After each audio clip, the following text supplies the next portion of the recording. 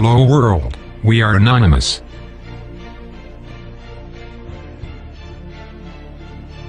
What we've always feared, and also secretly known, has now become reality. The U.S. intelligence agencies eavesdrop on not only their domestic communications, they also take the right to listen to the entire global internet communications. This process is legitimized by laws that were never intended for this purpose. There is no independent control of these activities. Instead, this spying is kept secret and is being denied. All this is justified, with the war on terror, as always. The governments of the US and Europe are trying to stir up their citizens' fear, to create a totalitarian surveillance state. They put all of us under suspicion and capture, store and process every detail of our private lives. Our whole life can be reconstructed, with the help of this data. We're no longer innocent until proven guilty. Instead, all citizens are suspected to be potential terrorists. We also do not know what happens to this data.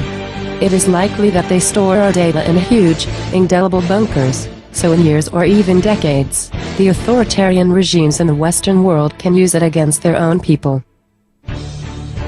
Every teenage shenanigans, any thoughtless comment one makes, could be fatal. People are already denied entry into the US, because of jokes in social media. What kind of country is so afraid of ordinary citizens who have absolutely nothing evil on their minds? The danger of a police state, following the example of George Orwell's 1984, is more realistic and touchable than ever. Almost all conspiracy theories have now been proven to be true, and it is assumed that this is just the tip of the iceberg. Almost every tiny details come up, so the true extent of government surveillance can only be guessed. You use social media like Facebook. You possess an iPhone, a Windows computer, and use the Google services. Then you are also a victim of US intelligence agencies and are still getting spit upon. Even the services of YouTube are monitored by the NSA. And that's just what we've got to know by now. But what we certainly know is that governments worldwide intrude on the privacy of all of their citizens.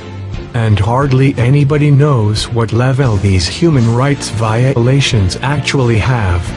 A government must protect its citizens and represent their interests, not lie to them, track them and monitor each and every move they make.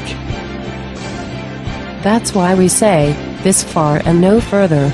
If we do not defend ourselves now, we give these criminals exactly the legitimacy they need to further advance their plans. If we do not defend ourselves, then we must face the future generations and explain to them, why have we allowed these anti-democratic tendencies? If we still get the chance to. That's why we ask you, march against the surveillance state on August 31st, 2013. Organize protests and paper storms and tell us about your plans. Tell your family, friends and neighbors about it. It's about our all rights of liberty and privacy. Let us all, the people, stand together.